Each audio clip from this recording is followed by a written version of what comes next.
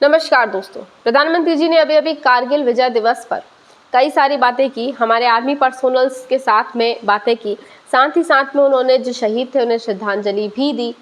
इसके साथ साथ में उन्होंने अग्निपथ स्कीम का जिक्र किया। अग्निपथ स्कीम में उन्होंने कहा कि जितना झूठ फैलाया गया, क्रिटिसिज्म किया गया इस स्कीम का, वो सब एक ब्लफ है, गलत बातें फैलाई जा रही हैं। ये स्कीम हमारे जितना भी यूथ है उसमें जो जोश और जज्बा है उसको बाहर लाने का काम कर रही है, पैट्रियोटिक फीलिंग्स को बढ़ाने का काम कर रही है। साथ ही साथ में बीजेपी ने ये कहा है कि भाई ये जो स्कीम है, प्रधानमंत्री जी ने तो कहा ही है, बीजेपी का भी यही फ्रंट है पूरा कि ये जो स्कीम है ये हमारे देश में जितने भी युवा हैं उन सब में जो पैट्रियोटिक फीलिंग्स है उसको बढ़ने के साथ साथ में एक फ्यूचर रेडी आर्मी भी खड़ी कर रही है जिसकी हर देश को ज़रूरत होती है। अब ये तो बीजेपी ने बोल दिया। अब लेकिन इस बात को समझना ज़रूरी है कि अगर अग्निपथ स्कीम क्रिटिसाइज होती है तो अग्निपथ स्कीम है क्या और क्रिटिसिज्म किस बात का है, क्यों अपोजिशन इस स्कीम को क्रिटिसाइज करती है।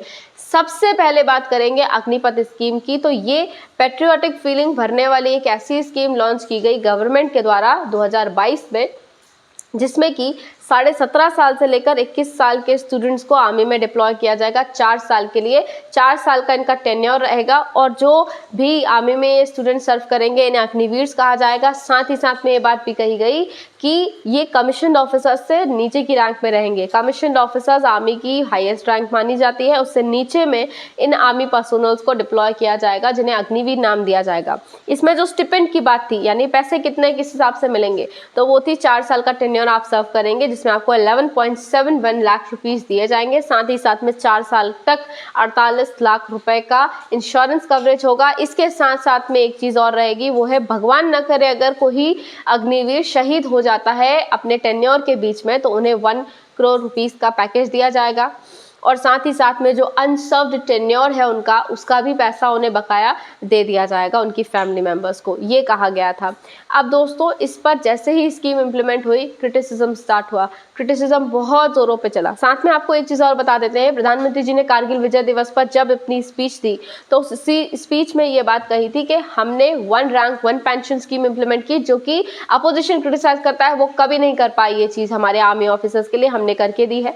अब इस पर भी क्रिटिसिज्म अपोजिशन की तरफ से ये आता है कि आप 1 रैंक 1 पेंशन की बात करें, अग्निवीर स्कीम में नो रैंक नो पेंशन है। अब दोस्तों आपको इस स्कीम का एग्जैक्ट क्रिटिसिज्म समझा देते हैं। इस स्कीम को अपोजिशन यानी इंडी गठबंधन ने, कांग्रेस ने, सीपीआईएम ने, सपा ने, पंजाब असेंबली ने तो रिजोल्यूशन भी पास किया था कि इस स्कीम को स्क्रैप किया जाए तत्काल प्रभाव से। इसके बाद में टीएमसी नेता जो हैं, चीफ मिनिस्टर है बंगाल की ममता बनर्जी, उन्होंने भी क्रिटिसाइज किया। तो ओवरऑल इस स्कीम को क्रिटिसिज्म फेस करना पड़ा। क्रिटिसिज्म के फ्रंट्स ये थे कि आप जिन बच्चों को डिप्लॉय कर रहे हो उनके साथ में भेदभाव हो रहा है, क्योंकि 4 साल का टेन्योर सर्व करेंगे, इसके बाद में उनकी रिहैबिलिटेशन का क्या होगा। गवर्नमेंट कहती है कि रिहैबिलिटेट करवाएंगे, लेकिन क्या भरोसा है कि आप रिहैबिलिटेट करवा पाओगे उन बच्चों को जितने भी स्टूडेंट्स इसमें सर्व करेंगे। और साथ ही साथ में आरोप ये भी लगते हैं कि जिन स्टूडेंट्स ने आर्मी में 4 साल तक सर्व किया है, ट्रेनिंग ली है, उनकी ट्रेनिंग का मतलब क्या निकलेगा इसके बाद में। साथ ही साथ में दोस्तों ये कहा गया था, इस स्कीम का जो मेन पार्ट था वो था 25% को रिक्रूट किया जाएगा, बाकी परमानेंट सर्विस में 15 साल के लिए, बाकी सबको हटा दिया जाएगा। इतने सारे स्टूडेंट्स को दूसरी चीज़ को अडॉप्ट करने में, जो कि इतने साल तक 4 साल तक आर्मी में सर्व कर चुके हैं, आर्मी की चीज़ों को समझ चुके हैं, वो किसी और लेवल पर जाकर काम कैसे कर पाएंगे, अपने आप को उसमें अडेप्ट कैसे कर पाएंगे। साथ ही साथ में उन्होंने कहा कि दूसरे जो कमीशन ऑफिसर्स होते हैं उन सबके लिए पेंशन का प्रावधान होता है, आपने पेंशन दी ही नहीं। इस स्कीम में पेंशन का कोई प्रावधान नहीं है, रिहैबिलिटेशन नहीं होगा, पेंशन नहीं होगी, स्टूडेंट्स कहाँ जाएंगे। तो उन्होंने ये क्रिटिसिज्म दिया।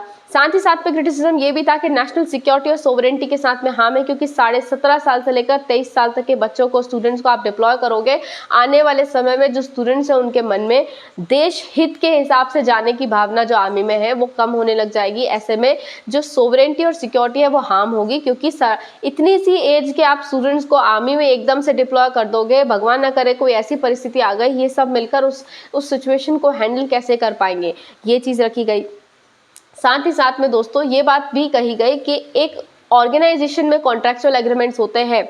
जब आर्मी की बात आती है कॉन्ट्रैक्ट नहीं होता, क्योंकि देश हित की भावना है, नेशनल सिक्योरिटी की बात है, इसमें किसी कॉन्ट्रैक्ट के लिए कोई जगह नहीं है। मानते हैं कि अपोजिशन जो है वो क्रिटिसाइज करेगा इस स्कीम को, क्योंकि अपोजिशन का काम ही है कि गवर्नमेंट की यानी रूलिंग पार्टी की स्कीम्स को समझना, उसे देखना, और अगर उसमें कोई गलती होती है या उसमें उन्हें कोई गलती दिखाई देती है उसे जनता के सामने रखना, बोलना, बताना, यह अपोजिशन का काम होता है। लोग इस चीज को समझ सकते थे कि हाँ अपोजिशन क्यों क्रिटिसाइज कर रहा होगा, चंद वोटों के लिए क्रिटिसिज्म हो सकता है स्कीम का। लेकिन दोस्तों अगर डिफेंस पर्सोनल्स भी इस स्कीम को क्रिटिसाइज कर रहे हैं तो क्या वो वोट के लिए क्रिटिसाइज कर रहे हैं? जैसे कि बहुत सारे डिफेंस पर्सोनल्स हैं, मेजर जनरल जीडी बख्शी, उन्होंने कहा कि ऐसी स्कीम को इम्प्लीमेंट करना बिल्कुल सही नहीं है, क्योंकि आर्मी में ये एक कॉन्ट्रैक्ट की तरह काम करेगा और आर्मी में कॉन्ट्रैक्ट की कोई जगह नहीं हो सकती। यहाँ नेशनल सिक्योरिटी और सोवरेनिटी की बात है, ऐसी स्कीम इम्प्लीमेंट करना सही नहीं है। आने वाले समय में आर्मी में जितने भी स्टूडेंट्स और जितने भी लोग आएंगे उनके मन में पेट्रियोटिक फीलिंग्स खत्म होने के चांसेस या कम होने के चांसेस बन जाएंगे। ऐसी स्कीम नहीं होनी चाहिए थी इम्प्लीमेंट, ये उन्होंने कहा। इसके अलावा जो परमवीर चक्र विजेता बाणा सिंह है, उन्होंने भी यही चीज कही कि भाई इस तरह की स्कीम कॉन्ट्रैक्ट को हमारे देश में